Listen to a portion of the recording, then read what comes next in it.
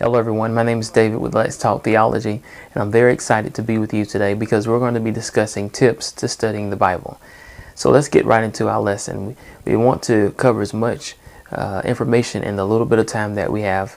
We want to get straight to the point, and we want to hopefully give you some things that will really help you in studying the Bible. Now, a lot of people, whenever studying the Bible, especially when studying the King James Version of the Bible and some of the older translations, many times people express that they experience a lot of difficulty in understanding certain passages and certain parts of the Bible. I often think about whenever I read the Bible through or tried to read the Bible through the first time all the way through.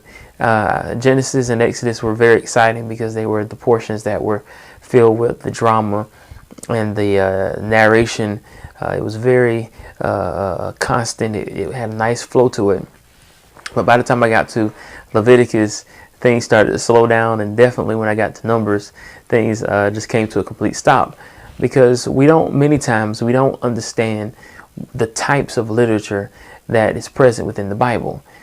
So whenever we lose focus of what type of literature we're reading, then we're going to ultimately lose focus and lose motivation in reading through the whole Bible, or even reading those parts that seem to be irrelevant or just a mere presence, or what we would call fill space in our books. So we want to look at all the types of literature in the Bible so that we can understand that there's no such thing as fill spaces in the Bible. Everything is divinely orchestrated. Everything is divinely written.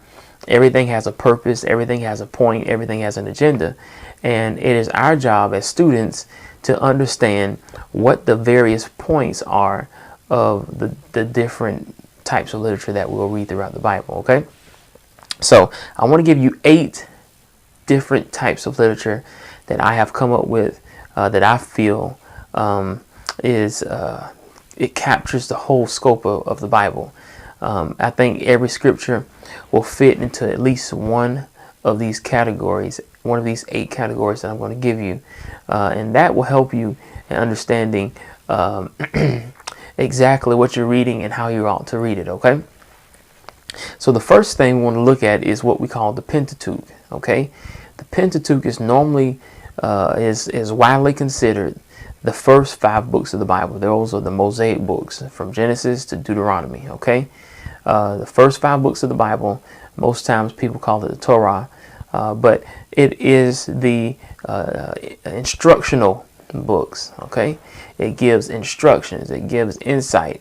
It is writing to a group of people who are being informed about what happened in times past so that they can get the understanding that they need to fulfill the role that they are supposed to be fulfilling in their particular time. So whenever we look at the first 5 books of the Bible, we understand that those books are seeking to instruct about a particular thing.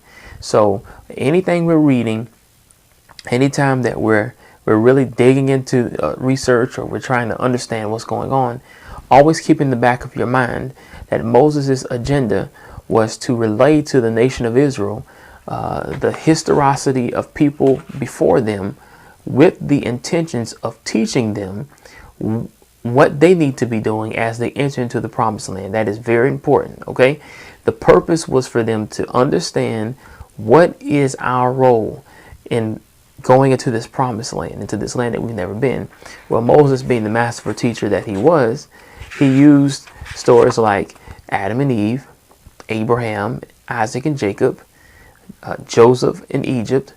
He ultimately used their own history to inform the generations who were not really there to experience what actually happened as they left Egypt. So he uses these different historical narratives to portray to the contemporary generation what their purpose is and what they're supposed to be doing in the earth as it is moving towards the direction of God's will. They're all operating in the manifestation of God's will. All right. So Moses uses these different narratives, and overall, generally, the Pentateuch, the first 5 books of the Bible, are what we call instructional types of literature. All right. The second one I want to give to you is what I would call Old Testament history. All right. You have books like Chronicles, Kings, Samuel, a lot of those historical books. Okay. I would even include Esther, Ruth, those books that gives us the historicity of certain things that were going on, even though Esther and Ruth, they were kind of out there as far as it relates to Chronicles, but I still think that they can be considered Old Testament history because they all give a sense of historical essence to the narrative. They let us know what's going on in the different parts of the world and what's going on with certain people who all ultimately contribute to the gospel message. Okay, so we always want to pay attention to history. We want to always pay attention to history. History is so important. As Christians, it has been widely acclaimed that history is irrelevant and that the Bible is so supernatural that we just mystically come out of the Bible understanding and knowing everything that we're supposed to know. Well, I think that's one of the easiest ways to get into trouble. The correct way to read the Bible and analyze it is in light of history, and to first understand that the Bible itself, the Bible itself actually presents to you history. It gives you historical facts. It gives you history to follow and to trace and to understand and to accept in order to get the overall story. Okay. So keep in mind that there are historical books with that purpose in mind. All right. The third one we want to look at is what we call poetry. All right. You have some writings in the Psalms, even in Exodus. You have things that would be considered types of poetry, where you have songs and you have different poetic writings. But most of these poems are found in the book of Psalms. And you also have a Song of Solomon, which I would call a type of literary poetry, type of genre of literature. And it gives us all these wonderful symbolic and delicate and very allegorical even types of phrases that points to an ultimate message, revealing an ultimate characteristic of God and his purpose and what he's trying to bring to the world. So for the three types of literature or genres that we've considered, we want to distinguish one thing. You never read a history book the same way you read a poem. You never read a poem the same way you read a textbook. All right. So whenever we're reading these things, the objective is to keep in mind how all of these things have a particular motive by the type of literature that is presented. Okay. That is just the magnificence of biblical reading, that you have all these different types of genre across the narrative to help us understand God in a greater way. All right, let's look at the fourth one. The fourth one is what we call the wisdom books: Ecclesiastes, Proverbs. I think those are deeply enriched with all types of divine insights. You have all types of just practical and very applicable divine wisdom that you can just pick up and you can attribute to your life and use in your life every day. So the objective is, as Solomon would say, is to present wise sayings. He showed how he studied and analyzed the world, analyzed things around him, so that he would have the insight to give to the people, so that ultimately they may see things for what they really are. That's the objective of every Bible teacher. Every saint should desire, every believer should desire to see things for what they really are. And in order to do that, reading books like the wisdom books that are filled with wisdom, and the objective is to portray divine wisdom. That always helps. All right. The fifth one we want to look at is what we call prophetic. All right. Prophetic writings. You have prophetic writings even in the Psalms and really all over the Bible. There's no particular book we can really, of course, there are the prophets like Malachi, Amos, Jonah, Obadiah, and all those ones who are looked at as prophetic books or prophets writings. But all of the Bible really is prophetic. Jesus made a strong claim stating that he was present in the Psalms, in the books of Moses. He talked about the prophets, even speaking of his coming and his work.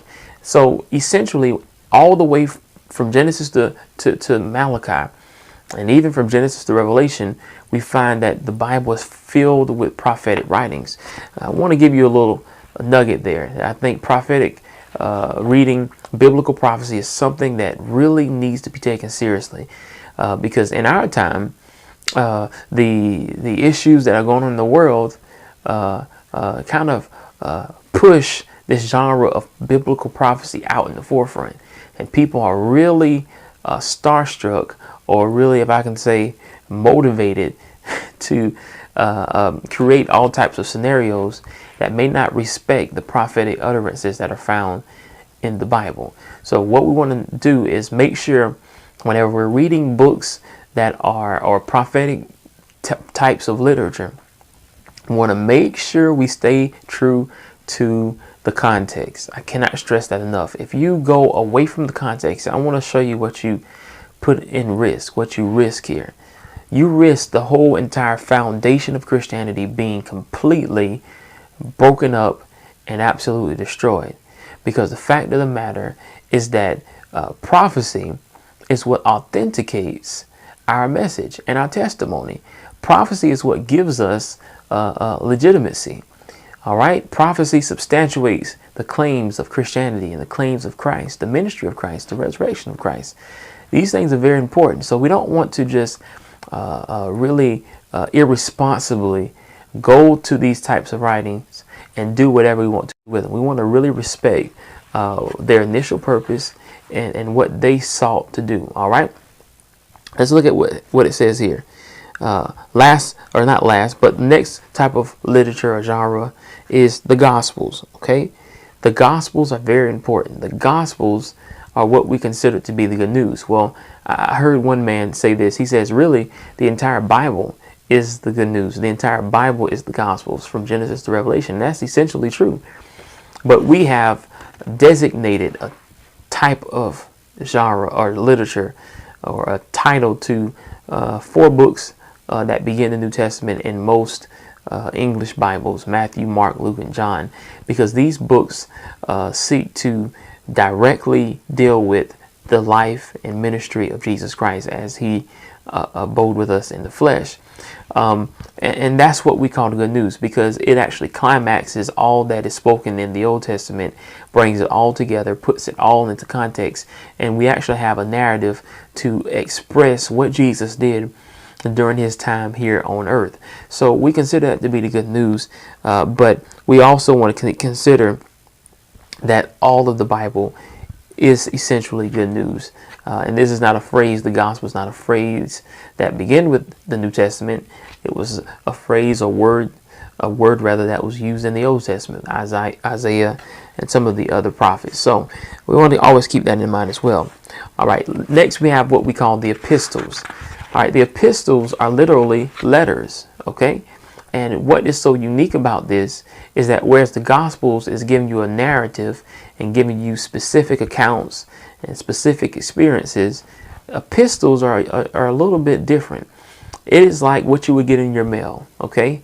Paul would write these letters. Peter would write letters. John, they would write letters to specific people. Get this, addressing specific problems and specific things.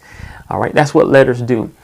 As second-hand recipients of the letters, we are not to embellish them or make them out to be something that they're not intentionally supposed to be, or that was something that they weren't originally.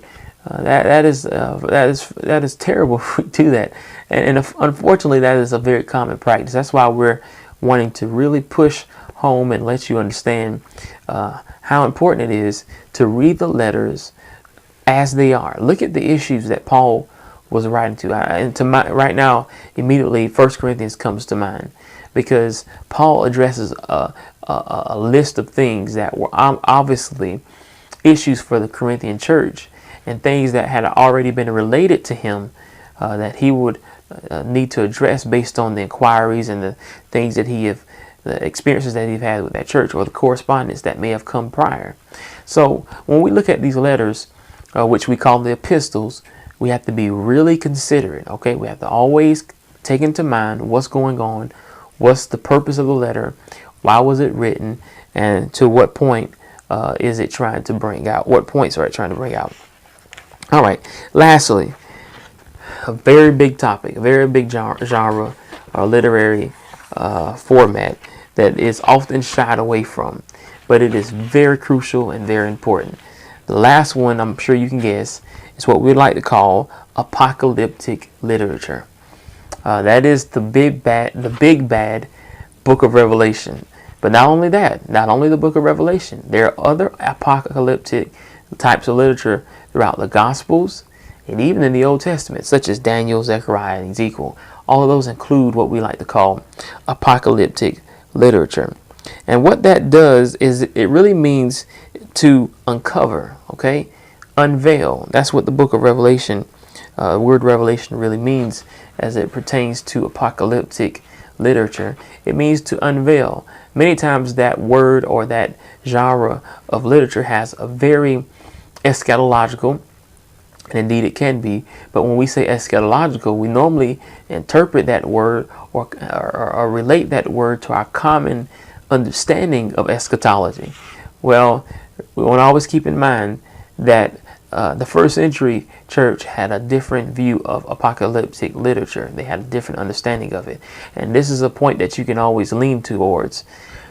Prophecy and apocalyptic literature normally goes hand in hand. They normally work side by side. They're normally united. They're normally working together in order to bring about a total understanding of Jesus Christ. All right. Remember, revelation, reveal, apocalyptic means to pull off the veil, to pull off the cover. All right. And that's what apocalyptic literature is all about. If you notice, the book of Revelation starts off by saying the revelation of Jesus Christ. All right. That means the unveiling of Jesus Christ, the uncovering of Jesus Christ. These types of literature are often difficult to read because it is filled with symbolism, allegoricalism, idiomatic phrases, things that are specifically directed towards a culture and a particular people. The best way to study this type of literature is to let what we commonly call Scripture interpret Scripture. Okay, that is the best way to understand it. You want to try to familiarize yourself with the Old Testament as much as possible. You have to read books like Daniel. You have to read books like Ezekiel. You have to read books like Jeremiah, the prophets. And to get this, you even have to go all the way back to a guy named Moses. Because ultimately, everything that comes from the prophets goes all the way back to Moses. Anything that comes from Jesus goes to the prophets and Moses. It is a way of getting back this, I don't know, it's a way, real, almost like a circular way of revelation. It is hinted at by Moses. It is oftentimes elaborated on by the prophets. It is fulfilled by Jesus Christ.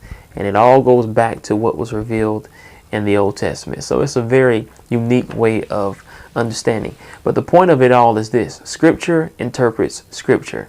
You use Old Testament context, Old Testament phrases, Old Testament ideas to understand New Testament revelation. And that's where the Bible begins to make the most sense. And you don't come up with this absurd 21st century modern Western philosophical interpretation. You actually come up with biblical sound interpretation based on what the Bible presents as the system that is to be used to interpret it and understand it. All right. So 8 different types of literature in the Bible that we can use as a summation of what the Bible all encompasses. All right. And I promise you, if you use these 8 types of literature and apply them as you read throughout the Bible, it'll make a whole lot of sense, and it'll help you understand what the point of this passage is, how I am to interpret this particular passage, and what does it mean for me today. Those are questions that you can answer by considering the different types of literature that are in the Bible. Well, brothers and sisters, my time is up. I thank you for bearing with me. I'm sorry I went a little over today, but I hope that this video has been very instrumental and very helpful in you understanding the Bible. Until next time, I need you to do me a big favor. I need you to hit that subscribe button. Please, I need you to hit that subscribe button, like, comment, and most of all, tell everybody what we're doing here at Let's Talk Theology. We're a community of students. We are sincere and dedicated to studying the Bible, just like I know you are. So share and spread the word to people. Let everyone know what we're doing here at Let's Talk Theology. Until next time, again, my name is David Finklea. Thank you for watching, and God bless.